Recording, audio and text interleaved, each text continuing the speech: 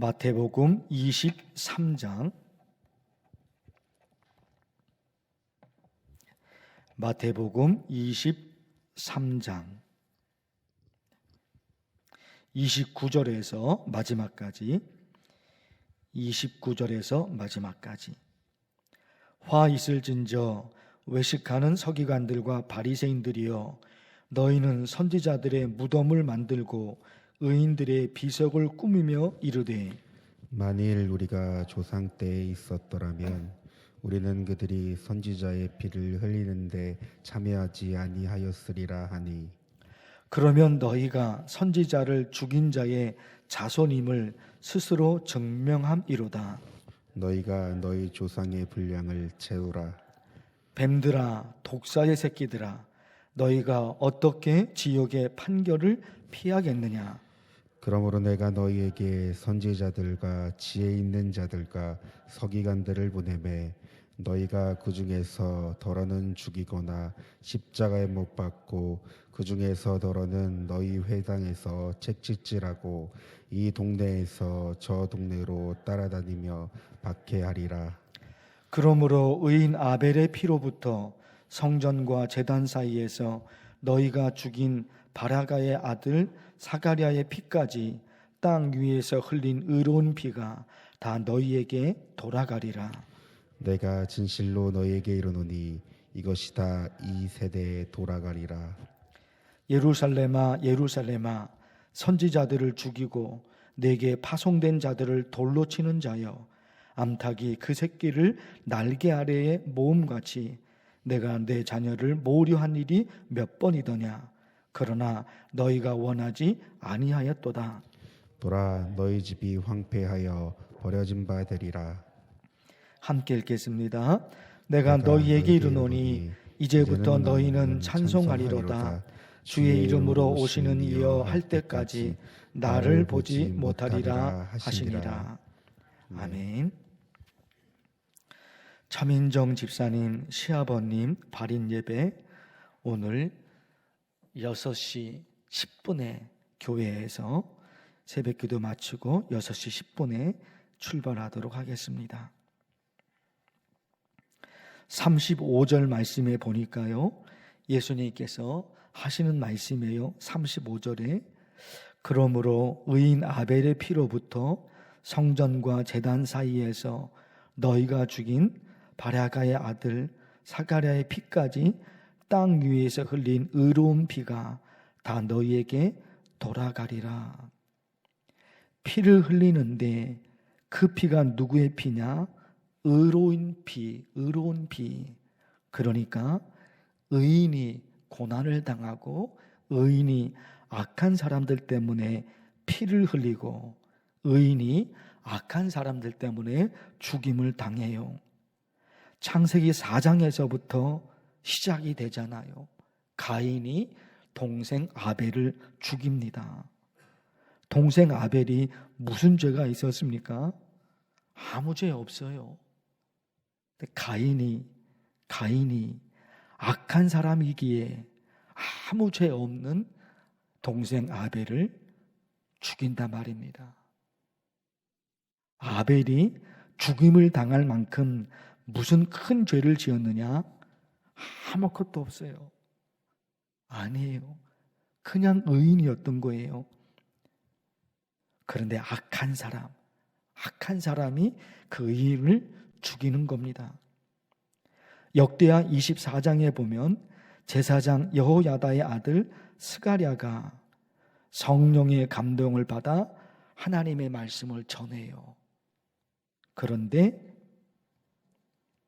그 말씀이 하나님의 말씀을 전하는데 그 하나님의 말씀이 그거였거든요. 너희가 하나님을 버렸으므로 하나님도 너희를 버리실 것이다. 그런 메시지였어요. 듣는 사람들이 기분이 나쁘죠. 그래서 돌로 쳐서 죽입니다. 돌로 쳐서 죽여요. 그 사람이 무슨 잘못을 저질렀느냐? 아니에요. 의인이, 하나님의 사람이 하나님의 말씀을 듣고 하나님의 말씀을 전한 겁니다. 그런데 그 말씀을 듣는 사람들이 악한 사람들이었대요. 악한 사람들이었던 겁니다. 그래서 죽이는 거예요.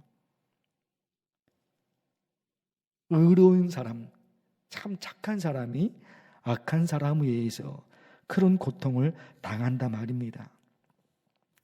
그런데 지금 서기관들과 바리새인들이 하는 말이, 만약에 자기들이 그 시대에 살았더라면 자기들은 하나님이 보내신 선지자를 죽이지 않았을 것이다. 우리가 그 시대에 살았더라면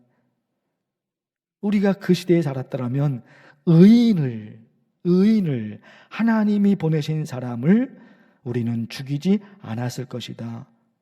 지금 서기관과 바리새인들이 그 말을 하고 있어요. 그런데 예수님께서 보시기에 지금도 똑같다는 겁니다. 너희도 똑같이 하나님이 보내신 선지자를 너희도 괴롭히고, 너희도 하나님이 보내신 선지자를 너희도 죽일 것이다. 34절을 보십시오. 34절. 그러므로 내가 너희에게 선지자들과 지혜 있는 자들과 서기관들을 보내매 너희가 그 중에서 더러는 죽이거나 십자가에 못 박고, 그 중에 더러는 너희 회당에서 채찍질하고 이 동네 저 동네로 따라다니며 박해하리라. 너희도 너희 조상들이 했던 것처럼 너희도 똑같이 그렇게 할 거다 하는 거예요. 지금 이 사람들이 서기관과 바리새인들이에요. 자기들이 그 시대에 살았더라면 조상들이 그렇게 했던 것처럼 우리는 그렇게 하지 않을 것입니다. 의인을 왜 괴롭힙니까? 하나님이 보내신 선지자라면 하나님이 보내신 선지자를 우리가 왜 괴롭히겠습니까? 옛날에 우리 조상들은 그렇게 했을지 몰라도 우리는 절대로 그렇게 안 합니다. 의인이니까 보살펴주고, 하나님이 보내신 선지자니까 그분의 말씀을 따르겠습니다. 지금 서기관과 바리새인들이 예수님에게 되받아치면서 그 얘기를 하는 거예요. 그런데 예수님이 하신 말씀은 아니다 이거예요. 너희도 너희 조상들이 그랬던 것처럼 너희도 그렇게 할 거다, 그렇게 말씀을 하신단 말입니다. 이렇게까지 예수님께서 말씀하셨는데 서기관과 바리새인들이 깨닫지를 못합니다. 깨닫지를 못해요. 우리에게 뭔가 잘못하고 있는 게 있을까? 뭐를 고쳐야 될까? 예수님이 그러시잖아요. 너희도 하나님께서 보내신 사람을 너희도 괴롭히고, 하나님이 보내신 사람, 그 의인을 너희도 괴롭히고, 너희도 폭행할 것이고, 마침내 너희도 죽일 거다. 그렇게 말씀을 하시는 거예요. 예수님께서 서기관과 바리새인들에게. 그런데 아무런 깨달음이 없어요. 아무런 느낌이 없는 거예요. 결국 그 서기관들, 그 바리새인들, 그 대제사장들이 예수님을 십자가에 못 박아 죽입니다. 결국 죽입니다, 예수님을. 하나님이 보내신 사람을 우리가 어떻게 건드립니까? 하나님이 보내신 사람을 우리가 어떻게 해롭게 합니까? 절대로 우리는 그러지 않을 것입니다. 우리 조상들은 그렇게 했을지 몰라도 우리는 하나님이 보내신 사람을 절대로 그분의 말씀을 따를 것이고, 절대로 그분을 괴롭히고 죽이고 그런 일은 없을 겁니다. 당당하게 말하잖아요. 당당하게 말해. 그랬던 서기관과 그랬던 바리새인들, 그랬던 대제사장들이 예수님을 십자가에 못 박아 죽입니다. 전에 새벽기도 때 잠언 말씀을 보셨어요? 잠언 말씀.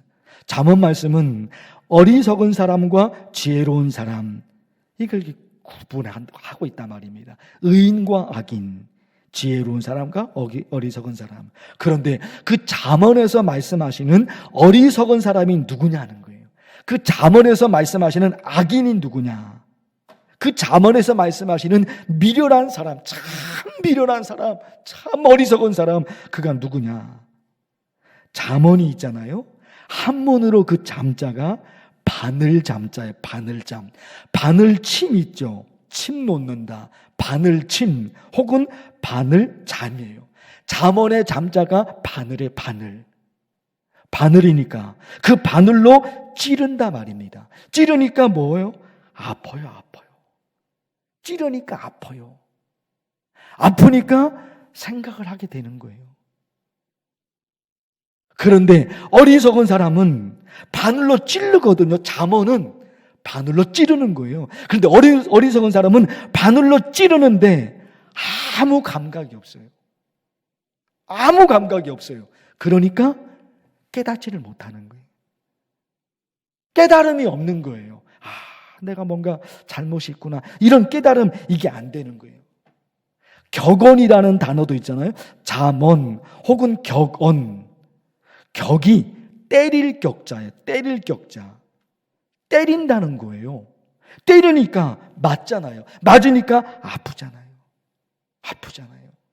그런데 어리석은 사람은 그걸 못 느끼는 거예요. 바늘로 찌르는 거예요. 잠언의 말씀이 바늘로 찌릅니다. 그런데 미련한 사람은 그 아픔이 없어요. 고통이 없어요. 찌르는데 고통이 없는 거예요. 깨달음이 없는, 깨닫지를 못하는 거예요. 그래서 그가 어리석은 사람이에요. 지혜로운 사람은 바늘로 찌르거든요. 아파요. 너무 아파요.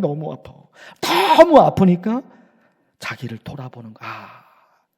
내가 뭔가 고칠 게 있구나. 깨닫게 되는 거예요. 이 사람이 지혜로운 사람이에요. 어리석은 사람은 그렇게 바늘로 찌르는데도 아무런 느낌이 없어요. 아무런 감각이 없어요. 그러니까 그냥 그대로 사는 거예요. 지금 사는 대로 그대로 살아가요. 매일이 똑같이 그냥 사는 대로 살아가요. 고칠 게 아무것도 없어요. 잠언 27장에 여러분 가끔 말씀드린 내용인데 참 기가 막힌 말씀이 있어요. 잠언 27장. 미련한 자를 곡물과 함께 절구에 넣고 공의로 찌을지라도 그의 미련은 벗겨지지 아니하리라. 여러분은 아시잖아요. 절구통이잖아요. 절구통. 거기다 곡식을 집어넣어요. 그리고 기다란 그 막대기 있잖아요. 방망이 긴. 그거로 절구통 안에 있는 곡식을 빤단 말입니다. 옛날에는 껍질을 벗기려고 그렇게 하잖아요. 그렇게 내리친단 말입니다. 그런데도 어리석은 사람은 깨닫지를 못하는 거예요. 깨닫지를 못해요. 상상이 되잖아요. 이 절구통에다가 곡식을 집어넣고 껍질을 벗겨야 되니까 그 방망이를 이렇게 내리치잖아요. 껍질이 벗겨지거든요. 그런데 어리석은 사람은 그렇게 내리쳐도 미련이 벗겨지지 않아요. 껍질이 벗겨지지 않아요. 미련이 벗겨지지 않아요. 그래서 미련한 사람, 그래서 어리석은 사람이죠. 오늘 말씀에 서기관과 바리새인들, 대제사장들이 여러분 그렇단 말입니다. 우리 이 말씀을 가지고 어떤 기도를 하면 좋을까? 멸망하는 사람은 눈으로 보여주고 손에 쥐어줘도 그걸 몰라요. 그걸 모르는 거예요. 다른 사람은 다 알아요. 다른 사람은 다 알고 있는데 정작 본인만 몰라요. 본인만. 자기만 모르는 거예요. 눈으로 보여주거든요. 손에다가 쥐어주거든요. 손에다 쥐어줘요. 눈으로 보여주는 겁니다. 다른 사람은 다 아는 거예요. 저 사람에게 어떤 문제가 있는지. 다른 사람은 다 아는데 자기는 몰라요. 그러니까 어리석은 거죠. 그러니까 미련한 거죠. 우리 어떤 기도를 하면 좋을까요? 여러분 이런 기도요. 깨닫는 지혜를 주옵소서. 깨닫는 지혜를 주옵소서. 이렇게 하면 내가 용서받을 수 있겠구나. 이렇게 하면 용서받을 수 있겠구나. 이렇게 하면 내가 다시 시작할 수 있겠구나. 이렇게 하면 하나님의 은혜와 축복을 내가 받을 수 있겠구나. 이게 깨달음이잖아요. 깨달음. 어리석은 사람은 깨닫는 게 없거든요. 우리 가정에 이 어려움이 있는데, 이 어려움을 어떻게 하면, 우리 가정에 어려움이 있는데 이 어려움을 어떻게 하면 해결할 수 있을까? 지혜로운 사람은 해결 방법을 알거든요. 근데 어리석은 사람은 너무나 어리석기 때문에 해결 방법을 몰라요. 그 어리석음에 갇혀 있어서 얼마든지 헤어나올 수 있거든요. 얼마든지 행복한 가정을 다시 만들 수 있거든요. 자녀들에게 어려움이 있어요. 어떻게 하면 우리 자녀들 그 어려움을 우리 자녀들이 어떻게 극복하고 우리 자녀들이 미래를 개척하고 나갈 수 있을까? 방법이 있거든요. 방법이 있는 거예요. 지혜로운 사람은 그 방법을 알아요. 근데 어리석은 사람은 그 방법을 몰라요. 거기에 갇혔기 때문에 그 방법을 모른단 말입니다. 그러니 여러분 기도하죠. 하나님, 나의 어리석음을, 나의 깨닫지 못함을 하나님 용서해 주시고, 어떻게 하면 내가 용서를 받을 수 있을까요? 어떻게 하면 우리 가정의 이 어려움이 해결될 수 있을까요? 어떻게 하면 우리 자녀들이 하나님의 원하시는 미래의 삶을 살아갈 수 있을까요? 하나님 내게 지혜를 주옵소서. 깨닫는 지혜를 주십시오. 지혜를 주십시오. 그래서 하나님이 예배해 놓으신 하나님의 은혜와 축복, 하나님이 우리 가정에, 하나님이 나에게 주시고자 하시는 모든 은혜와 축복을 내가 받아 누리게 하옵소서. 여러분, 이게 있잖아요. 하나님이 안 주신다 그러면은 이게 문제가 있잖아요. 우리가 할 게 없어요. 하나님이 안 주신다는데 우리가 받을 게 없는 거예요. 하나님으로부터 얻을 게 없단 말입니다. 그런데 우리가 아는 대로 하나님은 다 주신다는 거잖아요. 하나님은 다 주신다는 거잖아요. 독생자 예수 그리스도를 우리를 위해서 주셨어요. 십자가에 죽이기까지 하신 분이세요. 하나님이. 그 하나님이 우리에게 못 주실 게 없는 거예요. 다 주시겠다는 거예요. 그러면 어디에 문제가 있느냐? 우리에게.